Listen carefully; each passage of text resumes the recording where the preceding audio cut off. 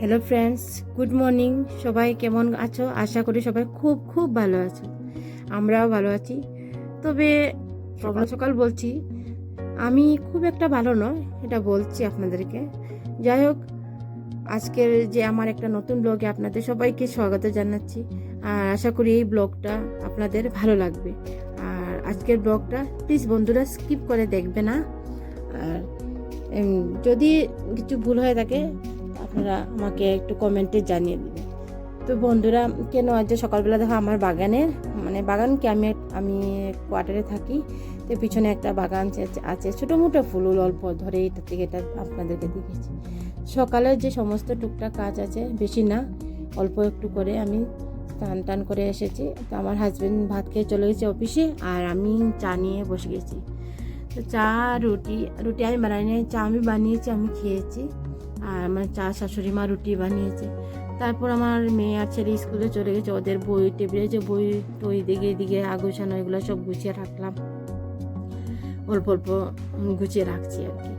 তো কারণ বন্ধুরা, আমি বলছি, আজকে বেশ কিছুদিন ধরে আমার 7 বছর হয়ে গেছে যে আমার একটা কোমরে পায়ে একটা ব্যথা ছিল। তো আমি এটা অনেক দিন থেকে ধরেছি, আমার বড় মেয়ের জন্মের পর থেকে, কিন্তু আমি এটা বুঝতে পারিনি।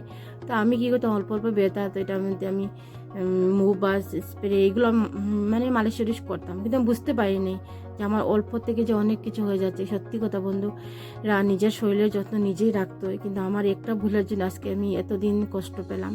বন্ধুরা, কী হচ্ছে, আমি এক্সরে করেছি, ডক্টর দেখে এক্সরে করে দেখি কি আমার কোমরের হাড্ডি ব্যান্ড হয়ে গেছে। তো ব্যান্ড হয়ে গেছে লেফট সাইডের দিকে। তো তারপর ডক্টর বলেছে এমআরআই করলে একটু বেশি ভালো হবে। এমআরআই করতে গিয়েছি, এমআরআই করার পরে এখন এমআরআই রিপোর্টটা ডক্টরকে দেখানো হয় নাই, উনি একটু বাইরে গিয়েছেন। তো ডক্টর আসলে এমআরআই রিপোর্টটা দেখানো। তো বন্ধুরা, আমি প্রায় মার্চের 30 তারিখ ধরে এপ্রিলের 18 তারিখ আমি পুরো বেড রেস্টে ছিলাম। পুরো বেড বলতে যাতে বিছানা থেকে বিছানার মধ্যে আমি নড়াচড়া করতাম না, খাওয়া দাওয়া সব বিছানার উপরে ছিল। আমার হাজব্যান্ড আমাকে মুখে করে চামচ দিয়ে খাওয়াতে, তাও ওইটা অনেক কষ্ট করে খেতাম, অল্পতে খেতে তো হবেই, যেহেতু মেডিসিন আছে অনেক পাওয়ার এগুলা, তার মধ্যে ইনজেকশন অনেকগুলো, এগুলোর জমা খেতে তো হবেই। তো খেতে তো হবে বললাম তো। আর আমার 2টা বাচ্চার জন্য আমার নিজের তো সুস্থ হয়ে উঠতে হবেই। এতদিন ভাবি নাই আমি যে বিছানায় থাকবো, কি সত্যি মানুষের বোঝা যায় না কখন কোন পরিস্থিতিতে কখন কোন বিপদ এসে যায়। একসঙ্গে বিশ্বাস করবে না, আমি যখন বেডে পড়লাম একসঙ্গে অনেকটা বিপদ চলে আসলো আমাদের। যেমন এদিকে আমার হাজব্যান্ড অফিসের অনেক ঝামেলা, এদিকে মেয়ের চোখের প্রবলেম, এদিকে আমার ছেলের মাথায় ব্যথা পেয়েছে, সব একসঙ্গে স্কুলে গিয়ে তো একটার পরে একটা নিয়ে চলেছে। কিন্তু বন্ধুরা, বিশ্বাস করো, 1 বছর তো আমি ব্লগ করি নাই। যখন বিছানা ছিলাম, তো আমার মেয়ে আমাকে অনেক বলেছে, আমার ছেলেও পর্যন্ত বলছে, আমার হাজব্যান্ড তো আছি, যে মা তুমি এগুলা ব্লগ করে। যখন আমি সবাই ব্লগ দেখতাম তখন বলতাম আমি কেন করছি না।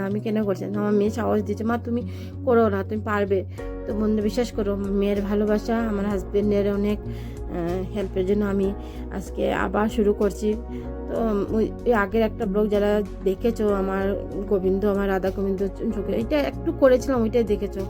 এখন থেকে আমি যতটুকু পারবো ডেলি প্রসেসে যতটুকু ব্লগ হয়, একদিন দেরি হতে পারবে, বললাম তো এমনিতে নেটের প্রবলেম, তাও একদিন দেরি হতে পারবে, তবে আমি ব্লগ দেওয়ার চেষ্টা করব। একদিন হোক আমি দেওয়ার চেষ্টা করবো যতটুকু পারি। আশা করি আপনাদের ভালো লাগবে। আর যদি মনে করো কিছু আমার হচ্ছে না, তোমরা প্লিজ বন্ধুরা কমেন্টে জানাবে। তো যাই হোক, আমার যতটুকু পারি আমি আমার শরীরটা নিয়ে আমি এখন, আমার ডক্টর বলেছে যে 6-7 মাস তোমার লাগবে, আস্তে আস্তে তুমি ঘরে কাজ টাজ করতে পারো, এরকম বলে নাই, কিন্তু আমি আমার যতটুকু পারি আমি হাঁটছি, রোদ্রে যাচ্ছি। যে দেখলাম যে আমার ব্লাড নেই, আমার ভিটামিন নেই, শরীরে আমি বুঝতে পারি না গো আমার যে শরীরে এতটুকু হয়ে যাবে। কিন্তু বললাম না, নিজের শরীরের যত্ন রাখি নাই। আমি সবার দিকে দেখতে, আমাকে বলতো আমার হাজব্যান্ড, তুমি সব খেয়েছো, তুমি মেডিসিন খেয়েছো, ফল আসলে ফল খেতাম না, দেখে যাচ্ছে খাবো বলেই আজকে আমার এই অবস্থা। সত্যি, কিন্তু মেয়েদের একটা বয়সে কিন্তু নিজের শরীরের যত্ন নিতে হয়, তা আমি করতে পারি নাই। তো আমি জীবনে বলেছি, কানে ধরে বলেছি, জীবনে আর এরকম করবো না, আমার একটা কিচ্ছু হলেই আমি নিজের যত্নটা আগে নিব। এই বিছানায় যখন পড়েছি 1.5 মাস, তখন আমি বুঝতে পেরেছি রাত্র কাকে বলে আর দিন কাকে বলে। পুরোটা রাত্র বন্ধুরা, বিশ্বাস করবে না, আমি চেয়ে থাকতাম, সবাই ঘুমাতো, আমি দেখতাম পায়ের চিৎকার। যেদিন আমি 1 সপ্তাহ তো আমি কাউকে ঘুমাতে দিই না, শুধু চিৎকার ব্যথার জন্য। এটা ব্যথা মারাত্মক ব্যথা এইরকম।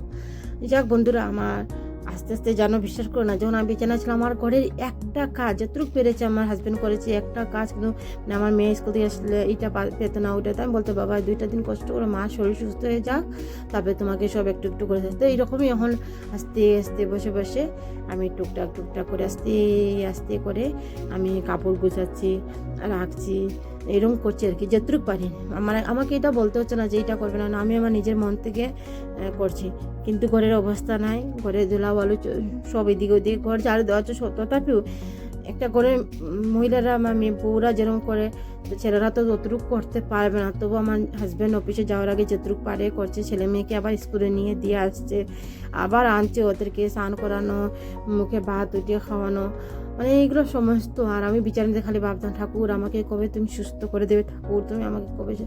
যাই হোক, আজকে যে আমি যে দাঁড়িয়ে এই যে দাঁড়িয়ে আমি বসে আজকে দাঁড়িয়ে বসে হোক আর যেটা হোক যে টুকটা কাজ করছি বা একটু একটু আমি সুস্থ হচ্ছি, সব আমার ভগবানের কৃপায় আর তোমাদের ভালোবাসায়, আমার মেয়ে, আমার ছেলে, আমার হাজব্যান্ড সবার জন্য আমি একটু একটু ভালো হচ্ছি। তখন ডক্টর আসার পরে এমআরআই রিপোর্ট দেখার পরে উনি বলবেন, সাজেস্ট দিবেন কি করব কি না, কিন্তু উনি এখন বাইরে তো তা আসার পরে সব দেখবো। তবু আমি চেষ্টা করছি আমার নিজের যতটুকু পারি একটু একটু হাঁটলে এখনও শরীরে একটু একটু কাঁপে, একটু একটু মানে কি বলবো, মানে শরীরটা মানে একটু কীরকম একটা ভাব অনুভব হয় যে না আমি এখন পারছি না বসে, আমি এরকম একটু একটু করে কাজ করি, রেস্ট করি, বিছানায় বা শোই। তখন ফলও খেতাম না, আমার ফলও খাচ্ছি বন্ধুরা, খেজুর খাচ্ছে। আগে খেজুর দেখলে আমার চোখের দুশ্মন যেটা ভাবতাম এইটাই খেজুরে ছিল, কিন্তু এখন আমার সব খেতে হচ্ছে, এখন আমি অনেক ভালো হয়ে গেছি। তো আমি খাচ্ছি, এগুলো খাওয়ার জন্য আমি ভালো, অসুস্থ শরীরের জন্য ওখানেও ভালো হয়নি, কিন্তু চেষ্টা করছি। ভালো না হয়ে উঠলে তো আমার সংসারটা কে দেখবে, এইটার জন্য। আর আমার এই ব্যথার জন্য আমার হাজব্যান্ড তো পুরো অনেক দিন রাত্রে ঘুমাতে, 1 সপ্তাহের মতো ঘুমাতে পারেনি, মানে এইরকম ব্যথা ছিল। আমি যতটুকু লাস্টেরটা আর আমার নিজের কষ্ট হয়ে গেছে, আমি বলছি আমি আর পারছি না, আমাকে তুমি কিছু একটা দেও যাতে আমার এই ব্যথাটা বের হয়। কোনো কিছুতে কম ছিল না, একটা নার্ভের প্রবলেম, একটা ইয়ের থেকে যে একটা হাড্ডির থেকে এতটুকু হয়ে যাবে, ব্লাডের থেকে ব্লাড নাই, আমি ভাবতেই পারি না। তো তোমাদের সঙ্গে দেখো কথা বলতে বলতে আমি কতটুকু কাজ করে ফেলেছি। এইদিকে আলনা গুছিয়ে নিয়েছি, আলনা গুছিয়ে ড্রয়ারের বিছানা আছে, খাটের ড্রয়ার ছিল, এগুলো সব কি বলবো, কোনটা কোন দিকে আমি নিজে খুঁজে পাচ্ছি না। তো আমার যেটা আস্তে আস্তে এগুলো হাত থেকে ড্রয়ার থেকে গ্লাস থেকে এগুলো জিনিসগুলো নামে আস্তে আস্তে গুছিয়েছি। গুছিয়ে টুকটাক আমার যে ওয়ার্ডরোব আছে, ওয়ার্ডে সাজা জিনিস ছিল এগুলো আস্তে আস্তে গুছাচ্ছি। গুছিয়ে গেছে, করতে তো হবে, যেহেতু আমার আজকে হোক কালকে হোক করতে হতো। আমি বলছি এখন যখন একটু একটু পারছি একটু একটু করি, না হলে যখন একটু সুস্থ হবো তখন তো আমার কাজগুলো অনেক বেড়ে যাবে। তো বাবা কাম নেই, যতটুকু পারছি ততটুকুই আস্তে আস্তে করে করছি, একটু বসছি, কেন আবার তাড়াতাড়ি কাজ করতে হবে। আমার শাশুড়ি মা আবার পেঁয়াজ খান না, ওনার জন্য আলাদা রান্না, আমাদের জন্য। তো আমার হাজব্যান্ড থাকলে অফিস থেকে আসার পরে একটু একটু রেডি করে দেয়, আমি একটু একটু কুন্তি নাড়ানো যেটা বলে। তো এইটা দেখো আমি দেখাচ্ছি, এটা আমার অনেক দিন আগেই অর্ডার করেছিলাম ফ্লিপকার্ট থেকে। তো এটা পিতলের জিনিস, তুমি ঠাকুরের মূর্তি বা সিংহাসন কিছু হলে এটা চকচক করা যায়, এটা আমি এখনও ট্রাই করি নাই বন্ধুরা, এটার জন্য। তো এদিকে আমার একসঙ্গে বলছি না সব ঝামেলা দিয়ে, এই যে আমার ছেলের খেলার টাকা আর কি, আসল 500 টাকা না কিন্তু নকল এটা। তো গ্যাসও ঠিক করার জন্য কাকু আসবে একজন, তাড়াতাড়ি শেষ করা, সকালবেলার যতটুকু লাগে ততটুকু আমরা তাড়াতাড়ি শেষ করে নিচ্ছি আর কি কাজটাকে। আবার দুপুরে রান্না হবে, তো কাকু বলেছেন উনি তাড়াতাড়ি 10টা সাড়ে 10টা চলে আসবে। তো আমরা কি করছি, তার আগে যতটুকু পারছি সকালে আর কাজগুলো শেষ করে নিয়েছি। আর আসার পরে তো কাকু কাজ করতে অনেক সময় লেগে যায়, ওনার কাজটা খুবই সুন্দর। তো আমরা বলছি ঠিক আছে আপনি আসার আগে আমাদের শেষ হয়ে যাবে যেটুকু রান্নাঘরের যে গ্যাসের যেটুকু কাজ এটা। তো যাই হোক বন্ধুরা, এদিকে আমি কাজ সারছি আর আস্তে আস্তে যতটুকু আমার ঘরের জিনিসগুলো আমি নিজে থেকে অবাক হয়েছি, এদিকে ওইদিকে বুঝতে পারলাম না বিছানায় পরে আমার জিনিসগুলো যে কোথায় গেল, ওরাও হাঁটছিল নাকি গড়ে কোন সময় ভাবছি। তো মেয়ে তো আর এতটুকু করে নাই, ছেলে তো আর অনেক ছোটো। তো আমি যখন আমি যখন বিছানায় থাকতে, ছেলে স্কুল থেকে আসার পরে বলতো মা তুমি কবে সুস্থ হবে। তো এখন হাঁটি, ও আসার আগে আমি একটু বাইরে যাইতে বলি, একদিন ধরে বলি বাবাই বা তোমার আমি যে অসুখ করেছি তোমার কীরকম লাগছিল, তখন খারাপ লাগছিল মা, ভালো লাগছিল না। এখন তোমার কীরকম লাগে, এখন ভালো লাগে। তো এইগুলো দেখো আমার মেয়ে, আমার জিনিস এখন আমার মেয়েও লাগায়, তো এটা দেখাচ্ছিলাম তোমাদেরকে। দেখো আস্তে আস্তে সব কিছু নিয়ে তো থাকতে হবে, মনে খুশি আনন্দ করতে এখন বুঝতে পারি। কিন্তু জানো বন্ধুরা, আমি বিছানায় যখন ব্যথা উঠতো তখন খুব কাঁদতাম, মানে কি বলবো, মানে বাড়ি থেকে যদি কেউ শুনতো তো বলতো বাবা বাবা এটা কীরকম কাঁদে। আর যখন একটু মনটা খুশি হতো না, তা আমি বিছানা থেকেই আমি নিজের মনটাকে ফুর্তি করতাম। আর বন্ধুরা, যখন আমার ব্লগটা করি নাই না, তখন যেমন এরকম হয়েছিল, মানে কীরকম একটা লাগছিল যে করবো না, থাকো না। আর যখন তোমাদের সঙ্গে কথা হচ্ছিল বা ব্লগ করছি তখন একটা অন্যরকম, তো এটাই ভেবেছি করে এমনি বসে থাকাতে একটা কিছু যদি আমি মানে ব্লগ করি বা বুঝে মনে হচ্ছে যে তোমাদের সঙ্গে আমি কথা বলছি একা একাই।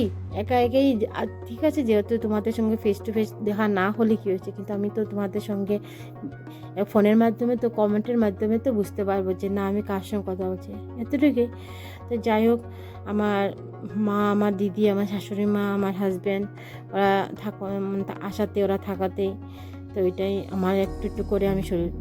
এইটা আমার সকালবেলার মেডিসিন, যেহেতু হচ্ছে আমি সকালবেলা বন্ধুরা ভাত খাই না, চা রুটি খেয়ে থাকি। তো এটা আমাকে বলছে আমার হাজব্যান্ড যে একটু করে ভাত খেয়ে নাও, পরে রান্না করতে করতে দেরি হবে, তোমার ওষুধ আছে। এদিকে আবার কাকু চলে আসছে গ্যাস চেক করতে। আমি ঠিক আছে হবে।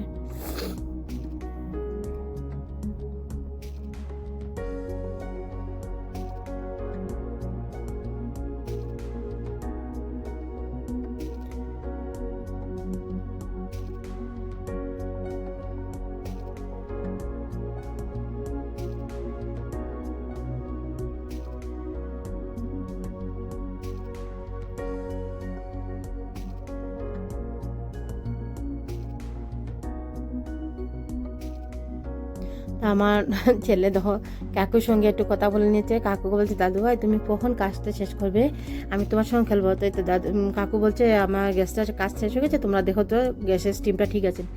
তো কাকুর সঙ্গে একটু খেলে নিল, আর কাকু একটু সময় বসে খেলছে। তো এই ফাঁকে তো শাশুড়ি মা রান্না তো করে নিয়েছে, মানে নিরামিষ। আমি একটু পেঁয়াজ দিয়ে আর কাঁচা কলা যেটা বলে এটা দিয়ে একটু মাছ দিয়ে করে নিয়েছি বন্ধুরা। আর আগে একটু মাছও ছিল, এটা মাছটাও আমি রেখে দিয়েছি। তো বন্ধুরা, আজকে এতটুকুই। আপনার কীরকম লাগলো আপনারা প্লিজ লাইক করবেন, শেয়ার করবেন। যদি ভালো লেগে থাকে আমার ব্লগটা শেয়ারও করতে পারেন। আজকের জন্য এতটুকু, আবার দেখা হচ্ছে নতুন একটা দিনে নতুন একটা ব্লগ নিয়ে। টাটা।